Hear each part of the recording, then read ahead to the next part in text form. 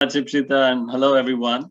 It's really a great pleasure to be with you. Thank you for joining from so many different places at so many different time zones, and I look forward to our conversation. Before we get into a conversation, let me present a few slides to give you a sense of what I'm talking about. As Chita said, I'm a professor in the business school at Cambridge, and I've studied innovation for most of my career. And it's really that background that led me to study this notion of frugal innovation, particularly initially in India, where I'd grown up, and in related sort of resource constrained environments.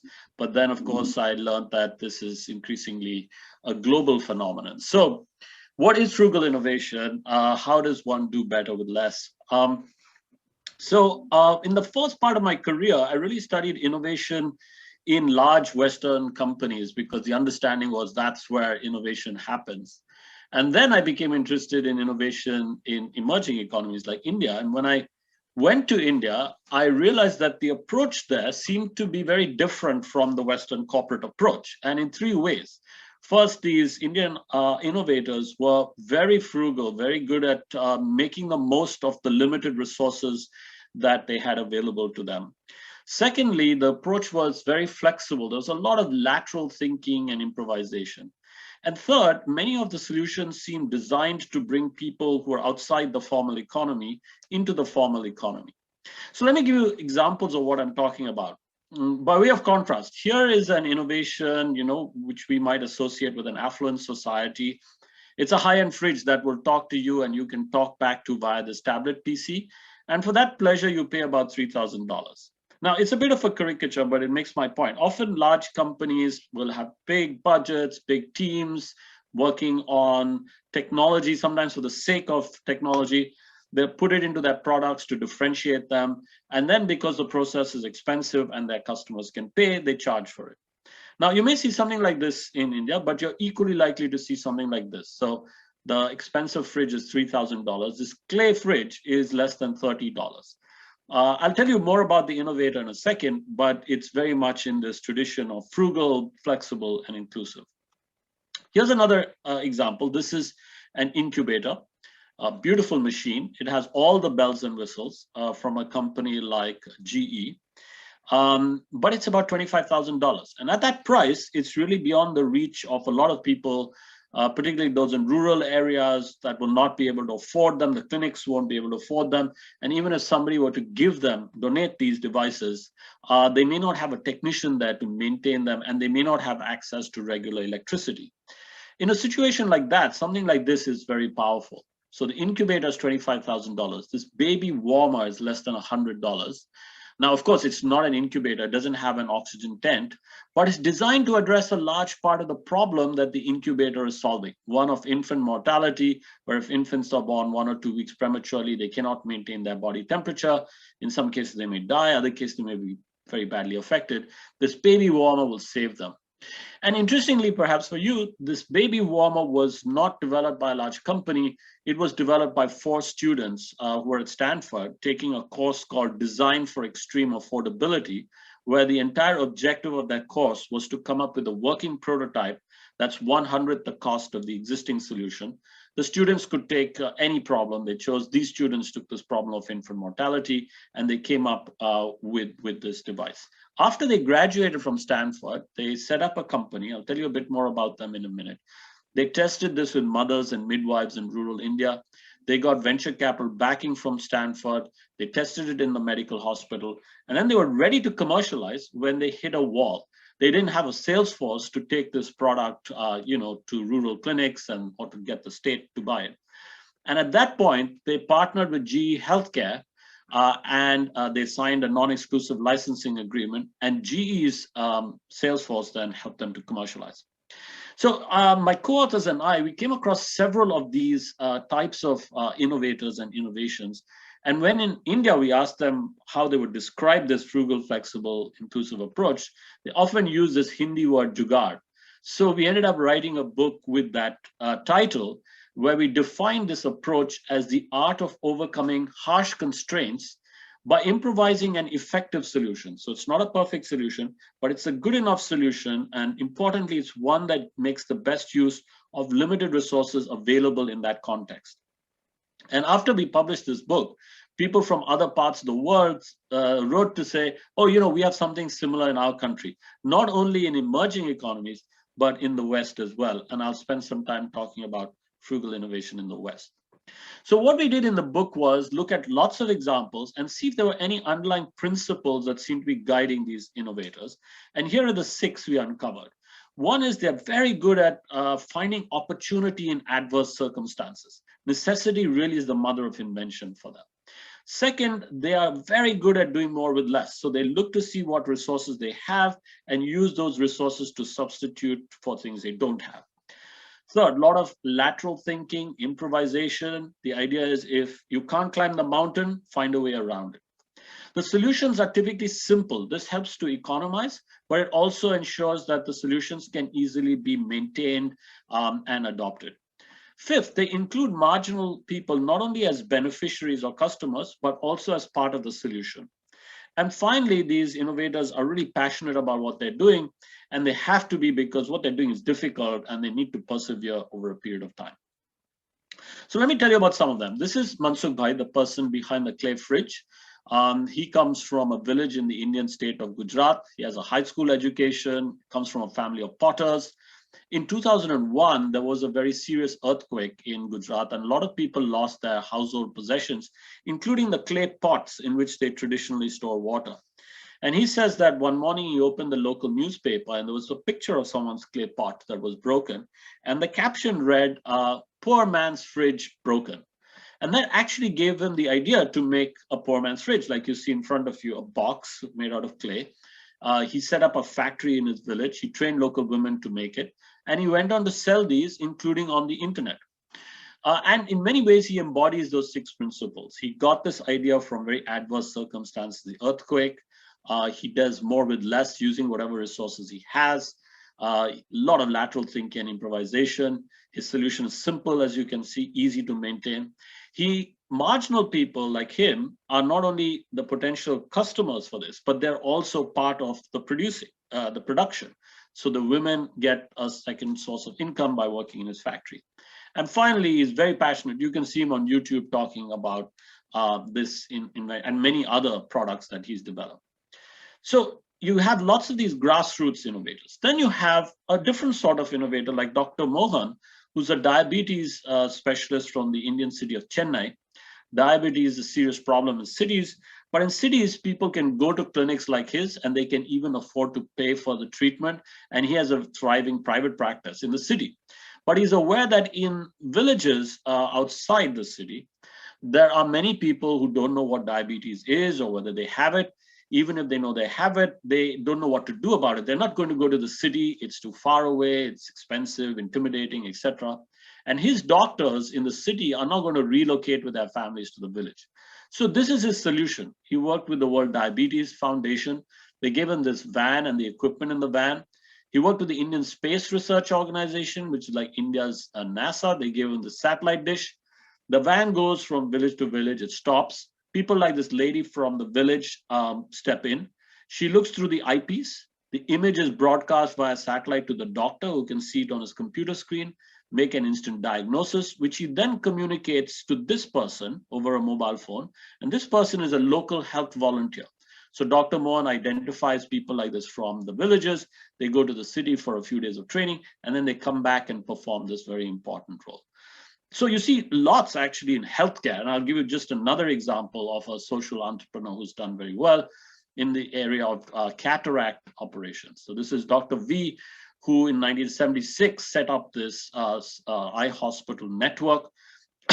And his idea was, he was actually shocked at how many people were needlessly blind in countries like India because they couldn't afford this simple operation.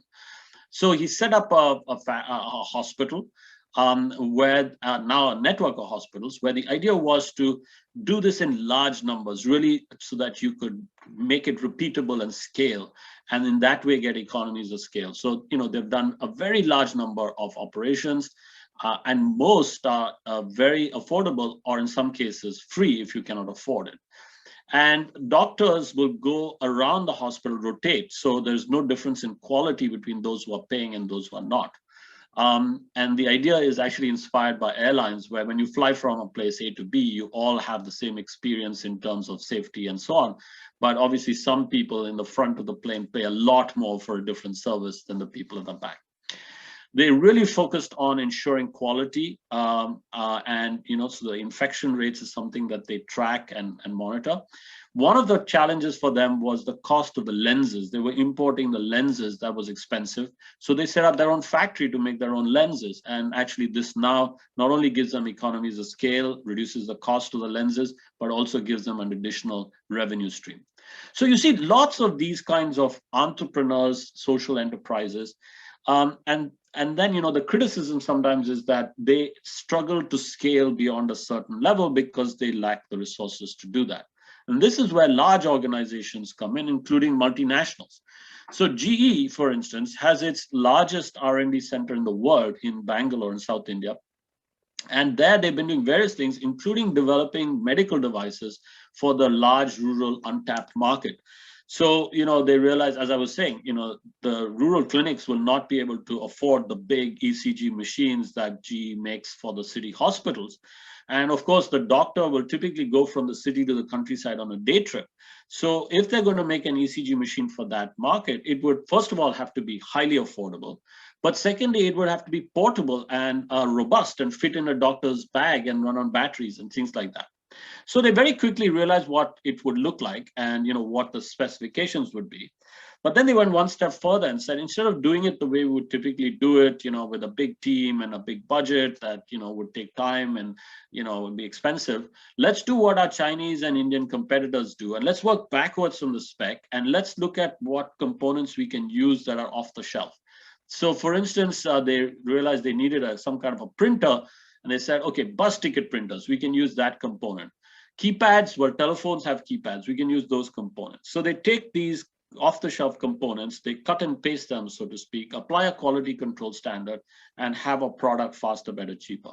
They did this in India, they did something similar in China, very successful. Then they got FDA approval, and these products are now selling in the West. Siemens also has a very large R&D center in Bangalore. They're doing similar things, like with medical devices. So instead of using ultrasound, which is very expensive and requires a technician to monitor the status of the fetal heart, they use microphone technology, much easier to use and cheaper.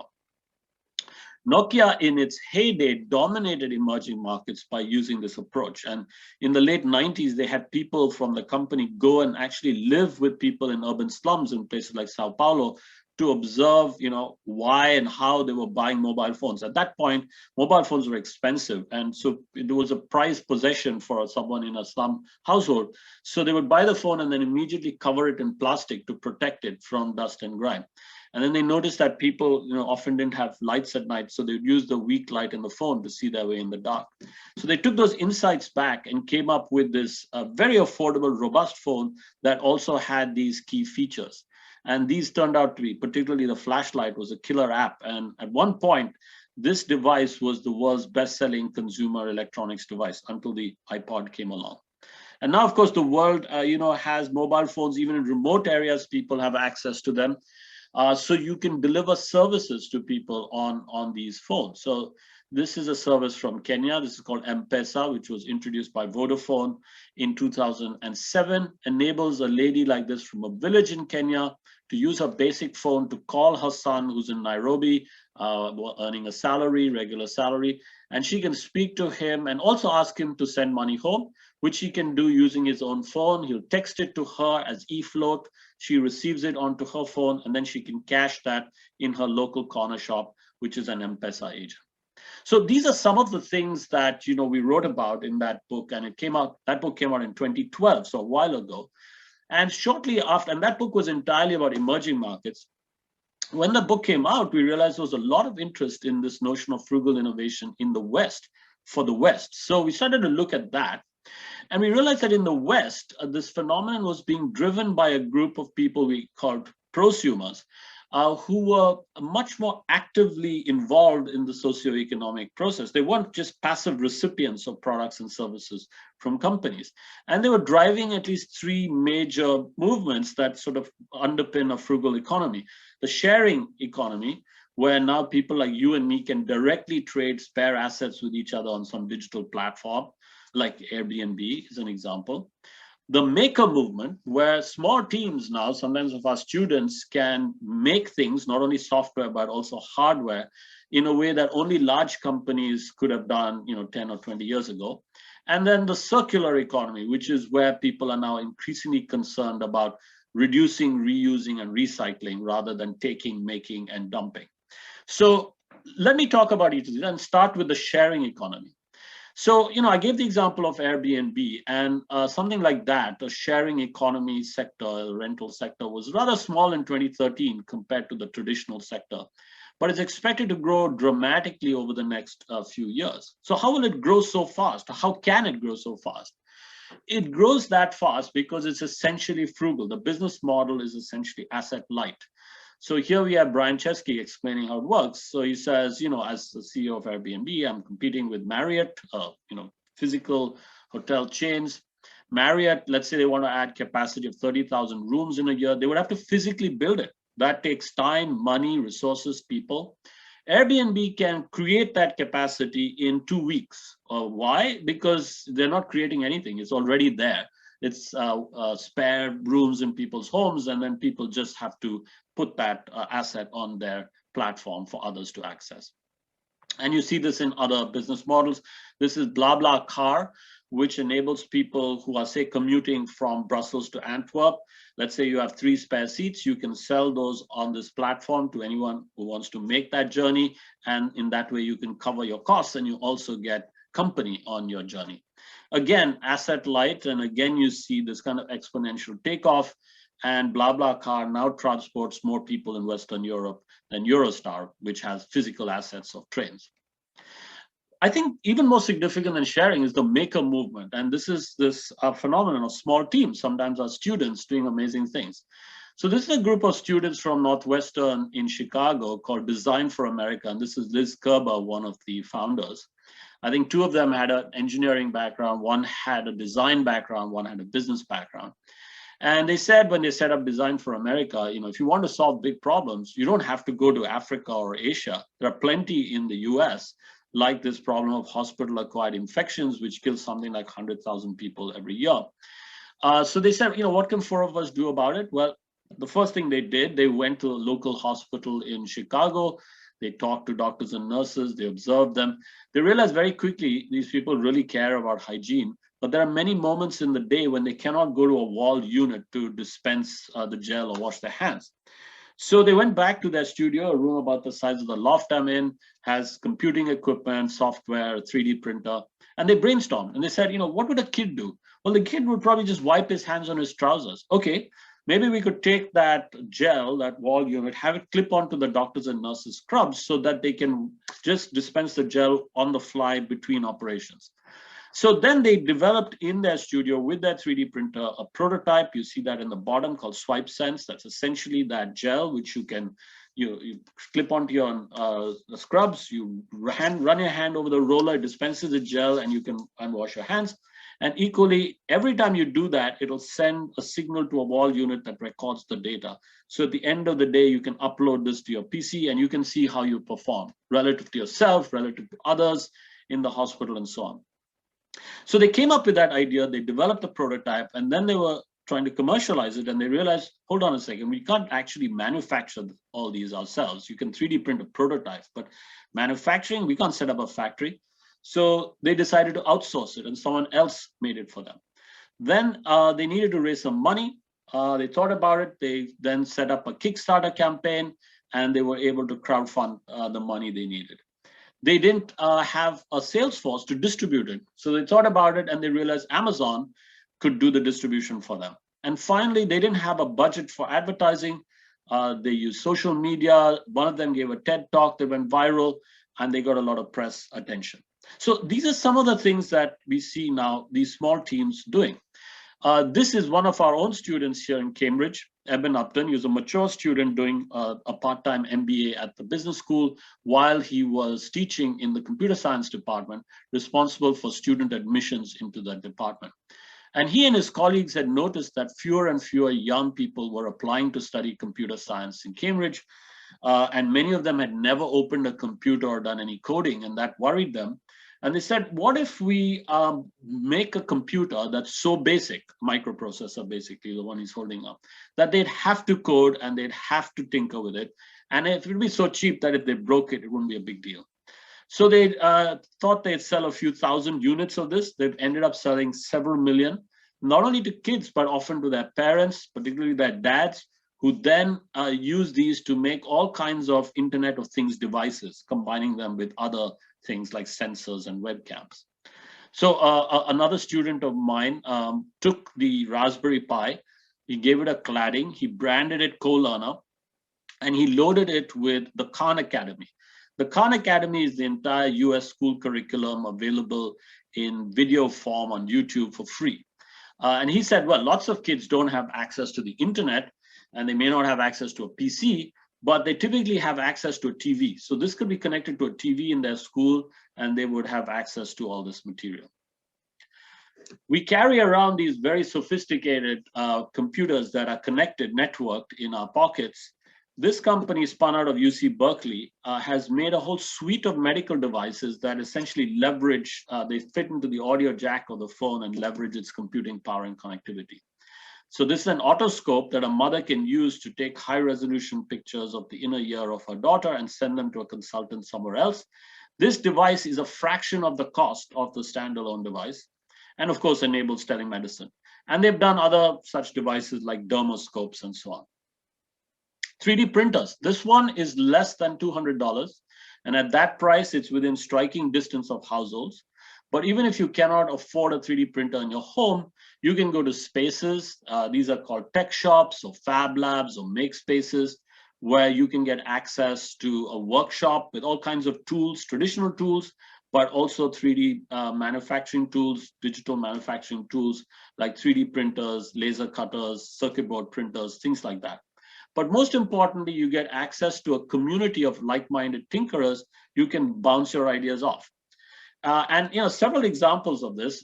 Again, one from Cambridge, my former student Toby Norman and his co-founder Alexandra. These were both students in Cambridge doing PhDs when they formed a small team to come up with a solution to a problem in public health, where if you're doing big campaigns like vaccination campaigns, the healthcare workers from the cities will go to the villages and they meet a lady like this from a village, this is in Bangladesh, and they may not have the records, the medical records on site. The medical records will probably be in the hospital. So how to identify this person and how to know what, whether she needs a first vaccination or second vaccination and so on. So they had this insight that what if we were able to use the fingerprint to identify the person? We'd convert the visual information into text, which we could then text to the city hospital.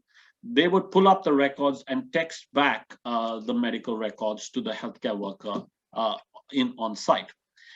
So that's the device that they made over a few years while they were doing PhDs with no technical knowledge in the makespace in Cambridge, helped by people who work at Cambridge's top companies like ARM and the Raspberry Pi. And when they finished their PhDs, they set up a company called Simprints, which is now developing this technology and doing very large-scale trials, and probably more than just trials now because of the COVID vaccination program in countries around the world. The students from Stanford I mentioned did something similar. They had this idea of a blanket that the mother could use to swaddle the baby. But they realized that's not enough. They needed to have something that would keep temperature fixed for a period of time. And they didn't know how to do that. They went to the tech shop near Palo Alto and they were talking to people there. And someone over there who turned out to be a former NASA scientist told them about these phase change materials, these waxy substances that you can heat with water or electricity and will keep temperature fixed for a period of time. So this is a key ingredient, key component. Without it, this device would not work. And that's Jane Chen of Embrace, one of the 4 students with a fan who used to live in the White House. And when he lived in the White House, he actually supported this maker movement by hosting a maker fair, where the idea was not only to celebrate this kind of creativity, but to explore possibilities to commercialize it, to in fact create a new type of manufacturing that would be more high value add, more sustainable, and also to enable the revitalization of many cities that had been hollowed out by globalization. So, I've given you examples of a lot of startups doing this. Now, the question we asked ourselves was, what does this mean for large companies? Can they do this kind of frugal innovation? So my co-author and I wrote a follow-up book where we looked at just that. We looked at how large companies in the West were doing frugal innovation in the West for the West. And we did something similar with this book. We looked at lots of cases, this time of large Western companies, and we identified some principles that were guiding them. Now, I'm not going to go through these principles. I'll just talk about a couple, particularly those that link to the to this notion of co-creating value with prosumers. And here's an example of Ford in Detroit partnering with Tech Shop to enable Ford engineers to go to the tech shop one afternoon a week and just tinker and play. And the consequence of this was that the morale of their engineers went up, but so did their productivity. They were generating more high value add patterns as a result of this. And the final principle of large companies working with startups is from Barclays, the bank in London. Like many banks, they've lost touch with their retail customers. They used to have that relationship in the bank branch, but people don't go in that often, and there aren't that many bank branches. But they've realized that they have all this data on our behavior over time, and they could analyze that data and then identify insights to give us personalized guidance on how to manage our finances through an app on a phone. And they could develop these apps themselves, but it would take time and they'd be slow and might be expensive and so on. And in a city like London, they're surrounded by fintech startups that are doing this all the time. So they said, why don't we set up an accelerator? They got a company called Techstars to run this accelerator for them. Techstars identifies 10 cutting-edge startups that are housed there for 13 weeks. And in that time, the startups are improving their ideas, but they're mentored by people from the main bank, again, one afternoon a week. That helps the startups learn about banking, but it also helps the bankers learn about technology. And at the end of the 13 weeks, the startups pitch to the Barclays team, and they make a decision about what to do with them. So I just want to now conclude what are some of the implications of this. That first book was written in 2012, it was about emerging markets. The second book was written in 2015, it was very much about the West. By the time 2019 came around, my co-author and I realized the world had moved on. And increasingly, this notion is a global phenomenon. We see lots of partnerships and synergies between what's happening in, say, emerging markets, what's happening in the West. And these two worlds are in a sense colliding. So we wrote a sort of follow-up book to the second book. It was actually an updated version of the second book, where we went back to emerging markets like India to see how they were now using these new tools and these new approaches like the sharing economy, the maker movement, and the circular economy, how they were, in a sense, tapping into traditional practices in that space using 21st century technology. And I'll just feature two people that we highlight in the new version of the book. This is Shailaja Rangarajan, Indian, but who had multinational experience, had worked outside India in various sectors, and then decided to set up her own company, Reimagined, which would do several of those three pillars. First, it would be circular, because she was going to take waste material, waste cloth and leather and plastic.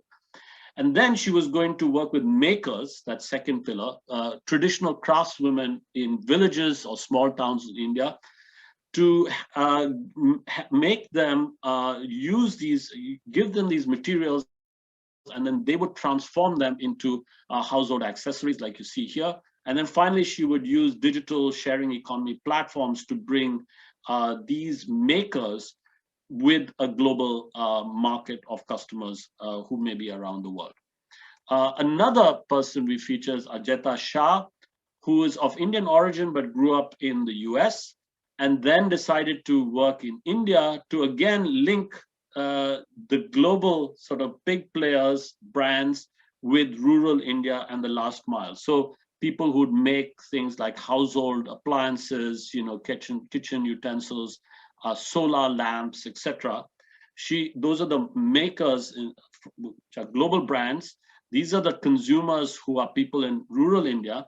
And then she gets rural communities, women, to be like the Avon ladies, helping to distribute and sell these in villages enabled by digital technology. So let me just conclude that, based on my work over the last decade or so, I really believe that the world needs this kind of frugal, flexible, and inclusive innovation. I believe the West can gain by engaging with emerging economies and vice versa. And I believe that large and small organizations can work together to improve lives everywhere. Thank you. I'm going to stop sharing now and turn it over to you for a discussion.